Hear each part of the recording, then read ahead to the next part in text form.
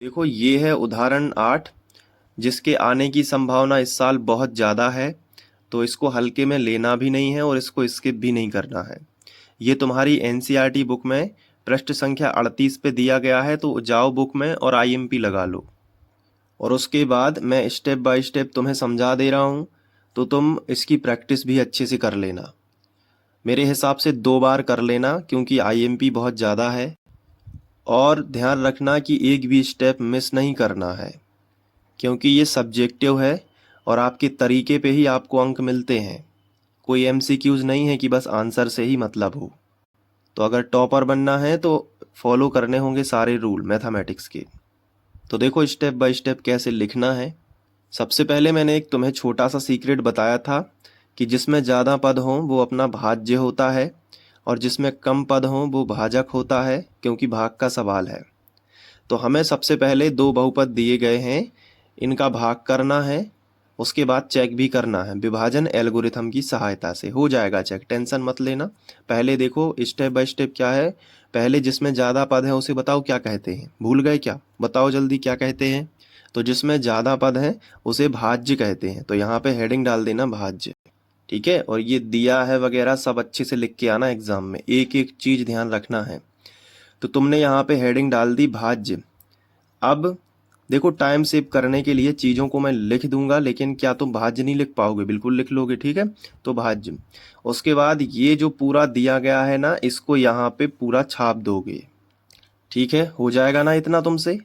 लेकिन इसमें एक बात ध्यान रखो कि इसमें ये सही सिस्टमेटिक तरीके से नहीं लिखा है।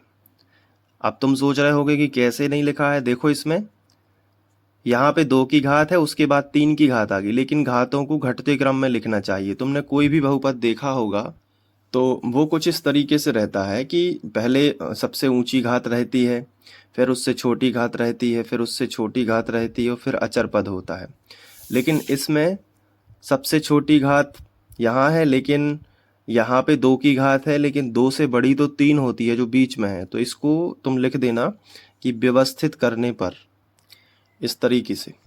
अब व्यवस्थित करोगे तो कैसे लिखोगे? देखो पहले ये 3 की घात लिखोगे, लेकिन 3 की घात के आगे तो माइनस लगा है, तो ये माइनस साथ में लिखोगे। तो माइनस और x के ऊपर कितने की घात लगा देना? 3 की घात। इसके बाद क्या करोगे? इसके बाद 2 की घात वाला लिखोगे, तो इसके आगे कोई भी चिन्ह नहीं है तो ये प्लस का माना जाता है, तो प्लस का 3x वर्ग लिख लो।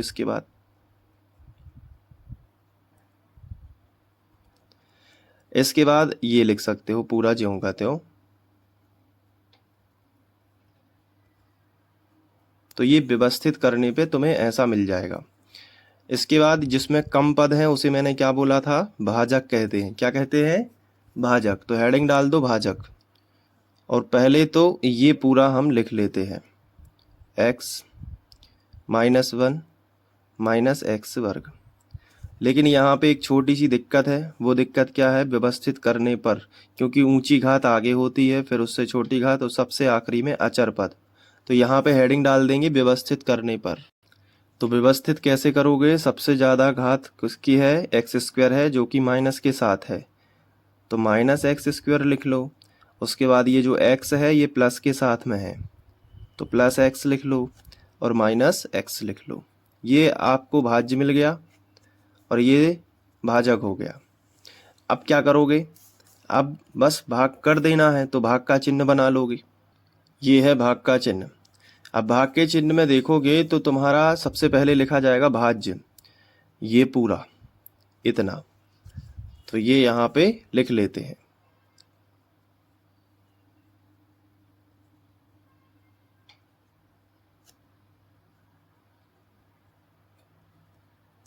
और ये है तुम्हारा भाजक, ये लिख लो।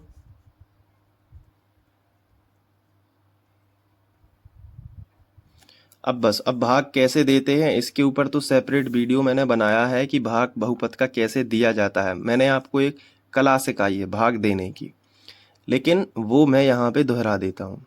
पहला पद यहाँ है और पहला पद यहाँ है। बस पहले पद और पहले पद को देखो, बाकी जो भी लिखा है उससे कोई भी मतलब नहीं है। तो अब यहाँ देखो इन दोनों में इसके पास कमी होगी इसके कंपैरिजन में, और वो क्या कमी होगी वो पता करनी है। तो जैसे इसके पास माइनस है तो इसके पास भी माइनस है, कोई कमी नहीं है। लेकिन इसके ऊपर x के ऊपर 3 की घात है, लेकिन इसके ऊपर x के ऊपर केवल 2 की घात है। तो यहाँ एक x की और कमी है, तब जाके वो, अब x स्क्वायर में हमें x का गुणा करना होगा, तब x से घन बनेगा। तो x का गुणा कर देंगे यहाँ पे, तो अब x का इसमें होगा तो यही आ जाएगा। तो इन दोनों में x का डिफरेंस है, तो वो डिफरेंस यहाँ पे लिखोगे। अब जैसे ही यहाँ पे हमने वो कमी लिख दी, अब उसका गुणा इसमें भी होगा, उसका गुणा इसमें भी होगा, और उसका गुणा इसमें भी होगा। ठीक है, तो कर देते हैं। तो इसका गुणा जब इसमें करोगे तो यही पद बनेगा, क्योंकि इसी से डिफरेंस निकाला है। तो ये तो हम आंख मूंद कर भी लिख सकते हैं, ये पूरा ज्यों का त्यों। लेकिन अब x का गुणा x में होगा तो क्या बनेगा, एक्स स्क्वायर। तो एक्स स्क्वायर के नीचे एक्स स्क्वायर लिखा जाएगा, प्लस में आएगा। क्यों? क्योंकि यहां प्लस है और यहां भी प्लस है। इसके बाद x का गुणा 1 में करोगे तो माइनस x आ जाएगा। इसके बाद हम लाइन खींच देंगे। अब जैसे ही हम लाइन खींचते हैं तो चिन्ह बदल देते हैं। चिन्ह बदलेंगे तो नीचे के पद के जितने भी चिन्ह हैं उनको बदल देंगे। तो उनका जो ओरिजिनल साइन है उसमें गोला लगा देते हैं। ये लगा दिया माइनस में गोला, एक्स घन का ओरिजिनल साइन माइनस है, इसको बदल के इसका कर देना प्लस। ये प्लस में गोला लग के हो जाएगा माइनस, और ये माइनस में गोला लग के क्या हो जाएगा, प्लस। अब यहां से देखो, प्लस का एक्स घन और माइनस का एक्स घन तो कट गया। अब यहाँ देखो 3x वर्ग है और यहाँ x वर्ग है माइनस का, तो 3 में से एक x वर्ग चला जाएगा तो 2x वर्ग केवल बच जाएंगे। 3 में से एक चला गया, समझ में आया कि नहीं। अब यहाँ देखो -3x है और प्लस x है, तो माइनस का क्या बचेगा, 2x। 3x में से एक x घटा दो और जो बड़ी संख्या थी उसका चिन्ह लगा दो, और प्लस में क्या होगा, 5। अब इन पहला पद और पहला पद फिर देखो, जैसे ही यहाँ पे तुम्हें घटाने के बाद जो मिलता है उसमें फिर पहला पद और पहला पद फिर से देखो। यहाँ 2 है, पहले माइनस प्लस का देखो, यहाँ पे प्लस है लेकिन यहाँ पे माइनस है, यहाँ पे क्या है, माइनस है लेकिन यहाँ पे माइनस नहीं है। तो कहीं ना कहीं हमें माइनस की कमी लग रही है यहाँ पे, इस बार यहाँ पे कमी है माइनस की। ठीक है, लेकिन अब यहाँ देखो, यहाँ 2 है, यहाँ 2 नहीं है, तो 2 लिख लो। अब यहाँ x वर्ग है और यहाँ भी x वर्ग है, तो कोई कमी नहीं है, बस -2 का गुणा कर दो, तो माइनस माइनस का प्लस हो जाएगा, और 2 का x वर्ग में होगा तो 2x वर्ग हो जाएगा। इसके बाद -2 का x में होगा तो माइनस और प्लस का माइनस हो जाएगा, क्योंकि अलग अलग चिन्ह है तो माइनस ही आएगा। और 2 का x में करोगे तो क्या हो जाएगा, 2x। फिर देखो एक से चिन्ह है ना समान बिल्कुल, तो माइनस माइनस क्या हो जाएगा, प्लस, और 2 एकम 2। अब फिर से इनके चिन्ह बदल लो, तो ये प्लस का है तो माइनस का, ये माइनस का है तो प्लस का, और ये प्लस का है तो माइनस का, ये कैंसिल हो जाएंगे पहला पद। और ये माइनस का 2x और प्लस का 2x, ये भी कैंसिल हो रहा है। 5 और में से 2 चले जाएंगे तो कितने बचेंगे, प्लस के 3, क्योंकि प्लस की संख्या बड़ी थी। तो ये शेषफल हो गया, ये तुम्हारा भागफल हो गया, और ये भाजक था। ठीक है, ये भाज्य और ये भाजक है, तो यहाँ पे लिखेंगे अतः अभीष्ट भागफल ये अपना रहेगा x - 2, और शेषफल रहेगा +3। तो इस तरीके से ये हो जाएगी भाग की प्रक्रिया। लेकिन अब हमें करना है इसकी जांच, और उसके लिए इन्होंने कहा है कि विभाजन एल्गोरिथम की सत्यता की जांच कीजिए। तो उसके लिए सिंपल सी एक मेथड है जो कि हम पिछली कक्षाओं में पढ़ चुके हैं, भाज्य बराबर भाजक गुणित भागफल प्लस शेषफल, वो वाला यूज करेंगे। तो यहाँ पे हेडिंग डाल देंगे जांच, और वही सूत्र लिख देंगे जो कि होता है भाज्य बराबर भाजक गुणित भागफल प्लस शेषफल। अब इन सब के मान रख देंगे। तो जो भाज्य है मैं देख के लिख देता हूँ, आप बुक से देख लेना। ये हो गया अपना भाज्य। भाजक क्या है वो भी देख के लिख लेता हूँ। ये देखिए इस तरीके से लिख लिया। गुणित भागफल है तो यहाँ पे कोष्टक लगा देते हैं ताकि गुणा रहे। भागफल कितना आया है, भागफल मैं आपको दिखा देता हूँ, यहाँ पे देख लो। ये है भागफल x-2, ये लिख लेते हैं x-2 और प्लस शेषफल कितना है वो भी दिखा देते हैं। यहाँ पे देखिए शेषफल है +3 तो वो लिख लेते हैं +3। अब इसका गुणा करेंगे अगर और जोड़ देंगे 3, वापस बराबर आएंगे तो फिर सही है सवाल। देखो इसको तो ज्यों का त्यों लिखना पड़ेगा। अब इन दोनों का होगा गुणा, तो रफ का यूज़ कर लो। पहले कर दो x का इन तीनों पदों में, फिर -2 का कर देना। तो x का करोगे x वर्ग में तो माइनस तो लगा ही है पहले से, और x का गुणा x वर्ग में होगा तो x घन हो जाएगा, क्योंकि 1 की घात ये होती है 2 की, 1 तो 2 और 1 3 की घात हो जाएगी। गुणा में घातें जुड़ती हैं क्योंकि। अब x का गुणा x में होगा तो x² हो जाएगा, और x का गुणा 1 में होगा तो -x हो जाएगा। ठीक है, आ गया समझ में। अब -2 का करो इन तीनों पदों में, तो -2 का पहले -x² में होगा तो चिन्हों का करो पहले, माइनस माइनस प्लस हो जाएगा।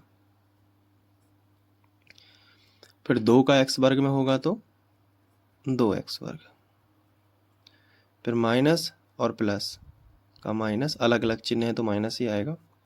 2 का x में करोगे तो 2x, और माइनस प्लस पहले से कर दो, और 2 एकम 2। अब देखो यहाँ पे 2x वर्ग ये है, मतलब समान घातें जो भी हैं वो जुड़ जाएंगी आपस में। जैसे x वर्ग वाला जा है यहाँ पे और x वर्ग वाला ये है, तो -x घन प्लस का 2x वर्ग और प्लस का 1x वर्ग, तो 2 और 1 कितने हो जाएंगे 3x²। माइनस का 2x और माइनस का x, ये x वाले भी जोड़ दो। माइनस का 2x है माइनस का x, तो माइनस का ही 3x हो जाएगा, क्योंकि ये भी माइनस का ही 1 है और माइनस का 2, तो माइनस माइनस के जुड़ जाएंगे, माइनस के 3 हो जाएंगे। और +2 जो आया है वो यहाँ पे लिख दो, तो -x घन धन 3x वर्ग -3x और +2, और +3 पहले से था ये वाला शेषफल, तो ये 3 और 2 5 हो जाएंगे। तो ये ज्यों का त्यों लिख देते हैं नीचे, और यहाँ से यहाँ तक तो ज्यों का त्यों रहेगा, -3x, और ये 3 और 2 हो जाएंगे 5। अब चाहे आप ये देख लो चाहे आप ये देख लो, दोनों बराबर हैं तो लिख देना जो कि सत्य है। तो इस तरीके से बहुत ही कम टाइम में आप ये सवाल कर पाए। तो एक बार एक काम करो, इसको लिख लो, ठीक है, अपने रजिस्टर में पूरा स्क्रीनशॉट ले लो, चाहे वीडियो को पॉज करके लिख लो यहाँ पे। इसके बाद ये, फिर यहाँ पे, इसके बाद ये जांच लिख लो,